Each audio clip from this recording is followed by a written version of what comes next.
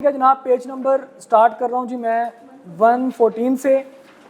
हमने कहा कि जी आपने जो कॉन्ट्रैक्ट एक दफ़ा आपने कर लिया, आपने उस कॉन्ट्रैक्ट को क्या करना है, बाद में परफॉर्म करना। और अगर आप परफॉर्म नहीं कर पा रहे तो आपके लीगल ईयर्स वो परफॉर्म करेंगे अनटिल और अनलेस कि वो कॉन्ट्रैक्ट पर्सनल नेचर का ना हो। ठीक है जी, अगर वो कॉन्ट्रैक्ट पर्सनल नेचर का तो फिर तो आपके अलावा कोई बंदा इसको परफॉर्म कर ही नहीं सकता।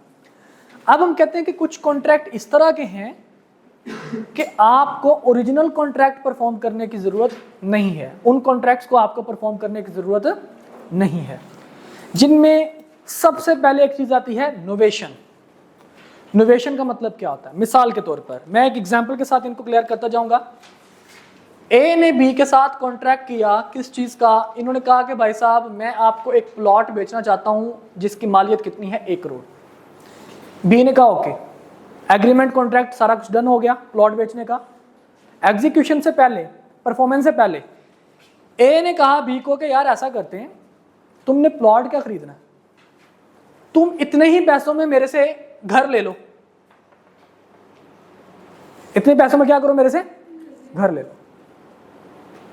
अब इस कॉन्ट्रैक्ट को ये जो उन्होंने बनाया था कॉन्ट्रैक्ट, बी ने भी एग्री कर लिया कि ठीक है भाई इतने पैसों में मुझे घर दे दो। अब इस कॉन्ट्रैक्ट की जगह पे इन्होंने क्या किया, सब्जेक्ट मैटर को चेंज कर दिया। पता ना सब्जेक्ट मैटर क्या चीज होता है कि जिसका आप कॉन्ट्रैक्ट कर रहे हैं। इन्होंने क्या किया, सब्जेक्ट मैटर को चेंज कर दिया।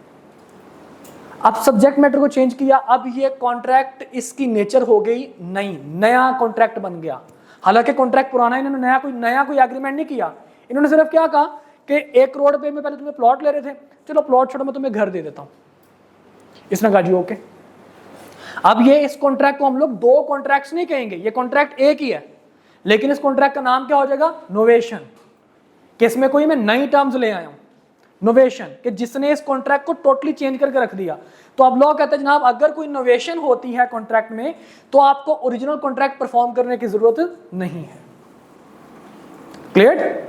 समझ आ गया? नोवेशन का मतलब क्या है? अमाउंट में, सब्जेक्ट मैटर में, पार्टीज में चेंज आ जाए, that would be called novation. Okay. फिर एक चीज होती है ऑल्ट्रेशन। ऑल्ट्रेशन का मतलब क्या है जी? मिसाल के तौर पर यही कॉन्ट्रैक्ट है, इन्होंने कहा कि भाई साहब मैं प्लॉट आपको बेचूंगा, वो कहता है जनाब मैं आपको 1 करोड़ रुपए दे दूंगा। ठीक है जी, किस डेट पे देना जी 1 करोड़ रुपए? लेट सपोज इन्होंने कहा था जनाब 1/1/2024 को मैंने 1 करोड़ देना है। लेकिन आपको पता है कि बाज़ औक़ात पैसे नहीं भी होते इंसान के पास जो उसने प्लान किया होता है। उसने कहा यार अभी तो नहीं है, ऐसा करो कि मुझे 15 दिन का और टाइम दे दो। परफॉर्मेंस से पहले इसने क्या कह दिया कि 15 दिन का मुझे एक्सटेंशन दे दो। अब एक्सटेंडेड टाइम ए ने भी ओके कर लिया, बी ने भी एग्री कर लिया। अब ना तो सब्जेक्ट मैटर चेंज हुआ, ना ही अमाउंट चेंज हुई और ना ही पार्टीज चेंज हुई। हल्का सा चेंज आया। कौन सा चेंज ना? टाइम का। This is called alteration. अब इनको इस डेट पे कॉन्ट्रैक्ट परफॉर्म करने की जरूरत नहीं है, बल्कि अब इस कॉन्ट्रैक्ट में हमने थोड़ी सी क्या कर दी है, ऑल्ट्रेशन कर दी। ठीक है। इसी तरह अगर वो यही बात करें कि यार ऐसा है कि इन्होंने पहले एग्री किया था कि 1 करोड़ में से जो 50 लाख रुपए हैं वो देंगे कैश, और बाकी जो 50 लाख हैं वो कैसे देंगे, वो देंगे बैंक के जरिए, और बाद में एग्री कर लेते हैं कि नहीं भाई सब सारे के सारे अमाउंट मैं कैश में दूंगा, तो ये भी आपके पास क्या होगा, ऑल्ट्रेशन ही होगा, ये नोवेशन नहीं होगा। नोवेशन का मतलब होता है मेजर चेंज। मेजर चेंज का मतलब क्या है? सब्जेक्ट मैटर का, अमाउंट का। मिसाल के तौर पर ये 1 करोड़ की बजाय वो कहे नहीं भाई साहब ऐसा नहीं है यार, चलो तुम ऐसा कर, तो मुझे 1 करोड़ नहीं, तुम मुझे 80 लाख रुपए दे दो, 8 मिलियन। तो ये भी आपके पास क्या हो जाएगा, नोवेशन।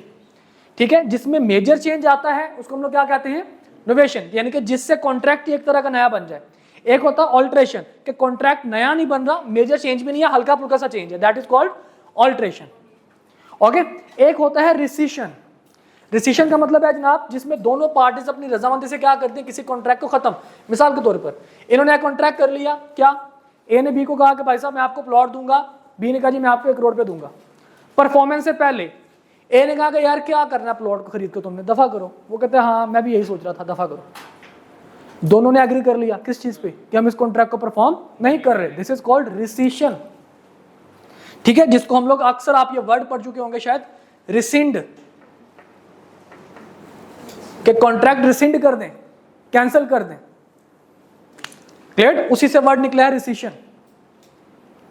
ओके। तो देखिए बेटा, तीन चीजें हैं, नोवेशन, ऑल्ट्रेशन, रिसीशन। रिसीशन में कहते हैं जी दोनों पार्टीज एग्री कर लेती हैं किस चीज पे, कि हम इस कॉन्ट्रैक्ट को खत्म कर देते हैं, रिसिंड कर देते हैं। दोनों पार्टीज का एग्री करना यहाँ पे जरूरी है। जब दोनों पार्टीज अपनी म्यूचुअल अंडरस्टैंडिंग के साथ इस कॉन्ट्रैक्ट को खत्म कर देते हैं तो हम इसको क्या कहेंगे, अब इस कॉन्ट्रैक्ट को परफॉर्म करने की जरूरत नहीं है। हम जो टॉपिक पढ़ रहे हैं वो कौन सा टॉपिक पढ़ रहे हैं, ऐसे कॉन्ट्रैक्ट जिनको परफॉर्म करने की जरूरत आपको नहीं है। ठीक है जी, टॉपिक का नाम क्या है जी, contract which need not to be performed. Okay, तो सबसे पहले नोवेशन, ऑल्ट्रेशन और रिसिशन के जो कॉन्ट्रैक्ट्स हैं आप उनको परफॉर्म करने की जरूरत नहीं है।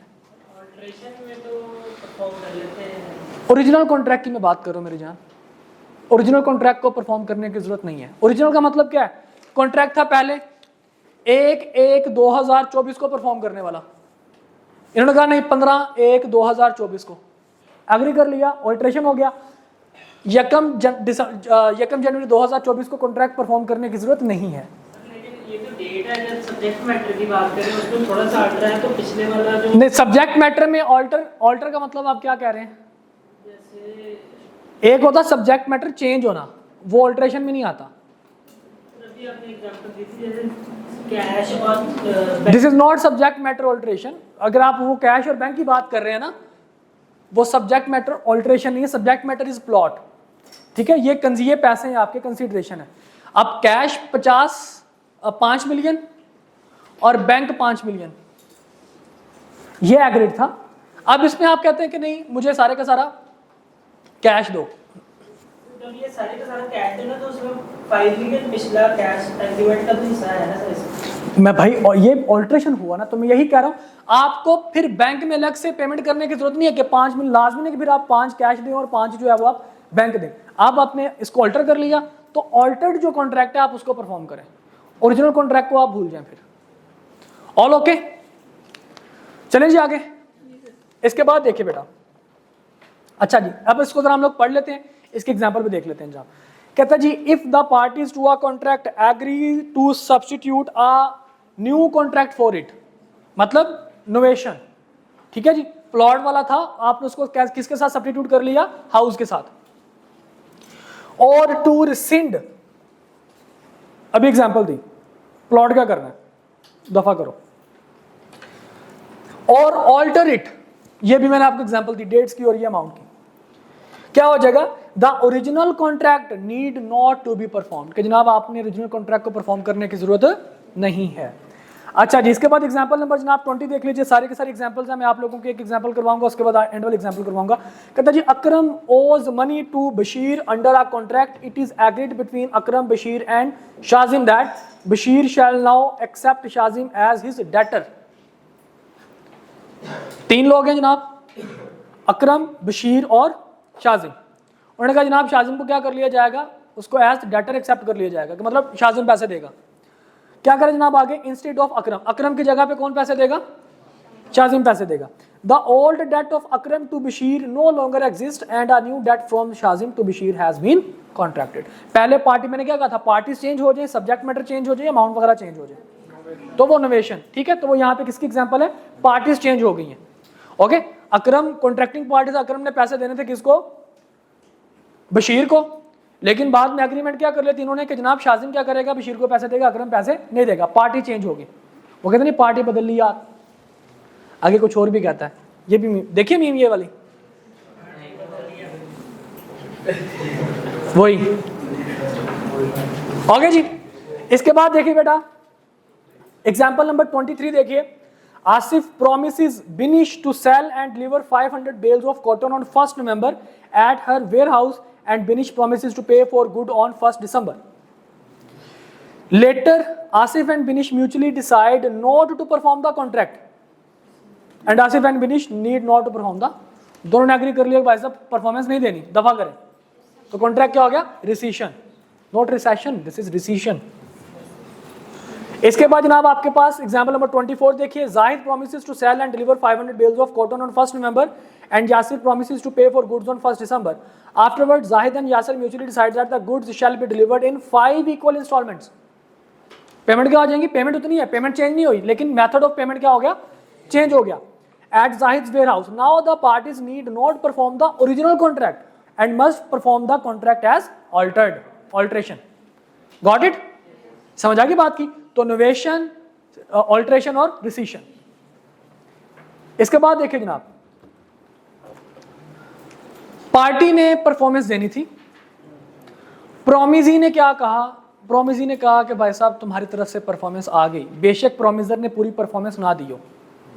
यानी कि प्रोमिजी अगर प्रोमिजर की थोड़ी सी परफॉर्मेंस को या उसकी किसी भी ना परफॉर्मेंस को परफॉर्मेंस एक्सेप्ट कर ले तो लोग कहता है जनाब क्या समझा जाएगा कि कॉन्ट्रैक्ट हैज बीन परफॉर्म्ड, यानी कि अब उसको कॉन्ट्रैक्ट परफॉर्म करने की जरूरत नहीं है। मिसाल के तौर पर एक छोटी सी मैं आपको एग्जांपल दूं, फिर इसमें पढ़ते हैं। जैसे कि आपने किसी से पैसे उधार लिए 1 लाख रुपए, ठीक है, आप उसको पेमेंट करने के लिए गए, आपने कहा कि भाई साहब ये 80,000 रुपए हैं और बस, और कुछ नहीं मेरे पास। और प्रोमिजी ने आगे से क्या कहा? उसने कहा कि ठीक है भाई ये तुम्हारे 80,000 समझो कि लाख ही आ गया। उसने आपकी पार्शियल परफॉर्मेंस को क्या मान लिया? फुल परफॉर्मेंस मान लिया। तो लॉ कहता है कि जनाब अब जो प्रोमिजर है उसको 20,000 रुपए पे करने की जरूरत नहीं है। समझ आई बात की? देखिएगा जरा, आप प्रोमिजी में डिस्पेंस विद और remit wholly or in part the performance of the promise made to him, or may extend the time for such performance, or may accept instead of it any satisfaction which he thinks fit। Time को extend कर सकते हैं, तो मान लेगा तो ठीक, amount थोड़ी सी परफॉर्मेंस को सारी परफॉर्मेंस मान ले, ठीक है, या वो अगला प्रोमिसर कोई परफॉर्मेंस ना दे फिर भी कहे जनाब ਤੁਹਾਡੇ पैसे आ गए। समझे बात को?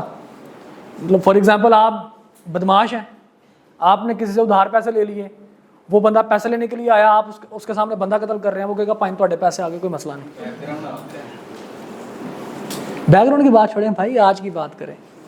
तो कहे जनाब छोड़ दें जनाब सारा कुछ खत्म हो गया जी, आपके पैसे सर आ गए। अभी तक प्रोमिसर ने कोई परफॉर्मेंस नहीं की, लेकिन प्रोमिसर ने क्या कह दिया? पाइन ਤੁਹਾਡੇ पैसे आ गए। इसका मतलब क्या हुआ कि प्रोमिसी अगले बंदे की, प्रोमिसर की जो उसने परफॉर्मेंस बेशक नहीं की, उसको क्या मान रहा है कि परफॉर्मेंस हो चुकी है, अब प्रोमिसर को किसी किस्म के पैसे देने की जरूरत नहीं है, कॉन्ट्रैक्ट परफॉर्म करने की जरूरत नहीं है।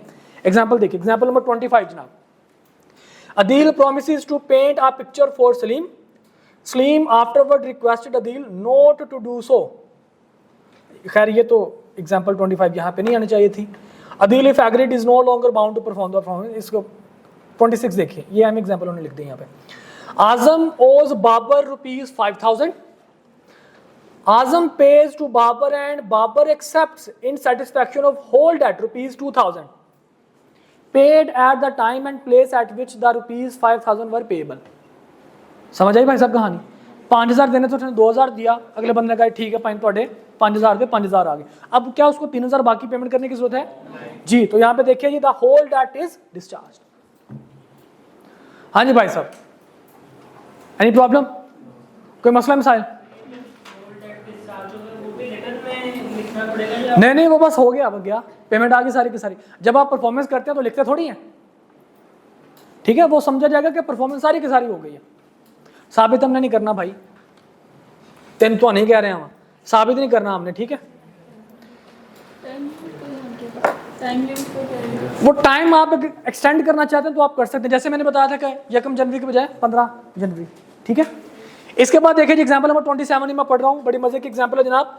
अनम ओज बिलाल रुपीज 5,000। देखिएगा अनम पेमेंट नहीं करेगी। Suhel pays to Bilal rupees 1,000। किसने पेमेंट की? सुहेल ने। कितने? 1,000। और क्या कहा? And Bilal accepts amount in satisfaction of claim on. उसने कहा जनाब अनम के पैसे आ गए, कितने? 1,000। This payment is discharge of the whole claim. मतलब अब अनम पेमेंट करने के लिए लायबल नहीं है। क्लियर? समझ आ गई बात की? ओके।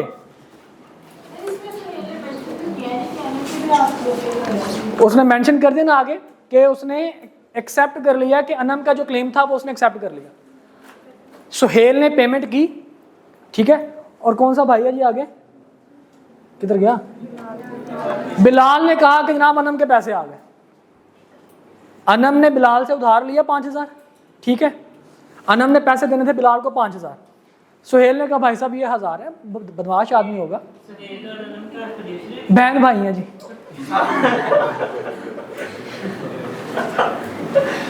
कोई शक है आपको? कोई परेशानी है?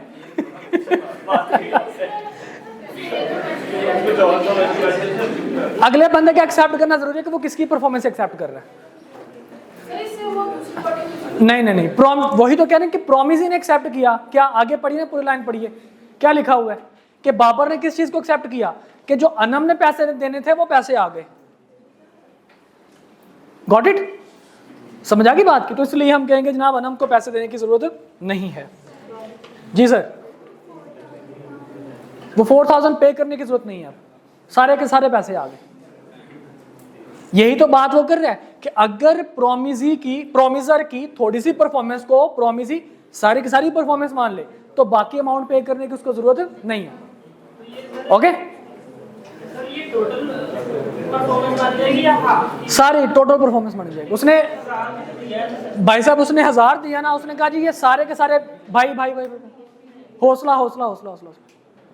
उसने 1,000 दे के कहा कि 5 सारे पैसे आ गए। उन्होंने कहा ठीक है भाई। मतलब सुहेल बदमाश होगा भाई, वो सिर्फ अनम का भाई नहीं होगा, वो पाकिस्तान का भाई होगा। हाँ जी, समझा करें। और भाई लोग से पैसा निकालना ये गनीमत है बहुत बड़ी कि आपको वो 1,000 भी दे रहे हैं। आगे जी, वापस आ जाइए जनाब। नहीं भाई साहब, मैं तो बिल्कुल भाई नहीं हूं। देखिए जी प्लीज, मुझे भाई बनना पड़ता है, फिर ही आप बात सुनते हैं ना, बात मानते हैं। आगे जी, यार मैंने पता मैं फैसलाबाद आया वहां।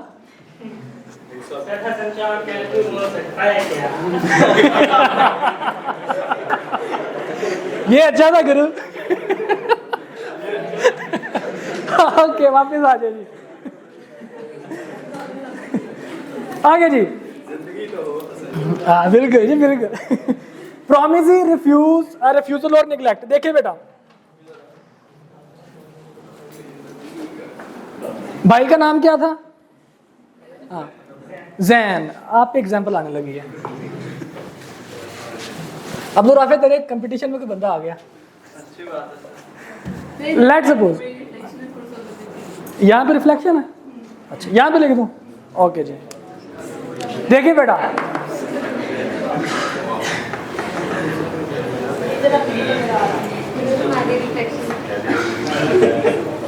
आप इसको इग्नोर करें, मेरी बात को बस सुने आप। अच्छा, जैन ने अब्दुल राफे को हायर किया। अब्दुल राफे बहुत अच्छा पेंटर है, पेंट बहुत अच्छा है। भाई साहब देखिए, मैंने पेंटर बोला था। हाँ जी, शुक्र करें आपने चूल्हा लगाने वाला बोला है। एनीवेज, तो जैन भाई साहब जो है वो बहुत अच्छे पेंटर हैं जी। और सॉरी, अब्दुल राफे, जैन ने अब्दुल राफे को हायर किया और उसने कहा यार मेरे घर का ना एक दीवार है वो पेंट होने वाली है, उसको जाके पेंट कर दो और मैं आपको उसकी पेमेंट करूंगा, आज शाम पे ही आपको पेमेंट कर दूंगा और ये आज शाम में ही दीवार पेंट हो जानी चाहिए। ये कह के जनाब जैन भाई साहब चले गए। घर आए, देखा जनाब अब्दुल राफे साहब चुप करके बैठे हुए। इसने कहा भाई साहब मैं आपको कोई पेमेंट करूंगा, आपने परफॉर्मेंस क्यों नहीं दी? मैंने जब कहा था कि आज शाम तक दीवार हो जानी चाहिए तो आपने दीवार क्यों नहीं पेंट की?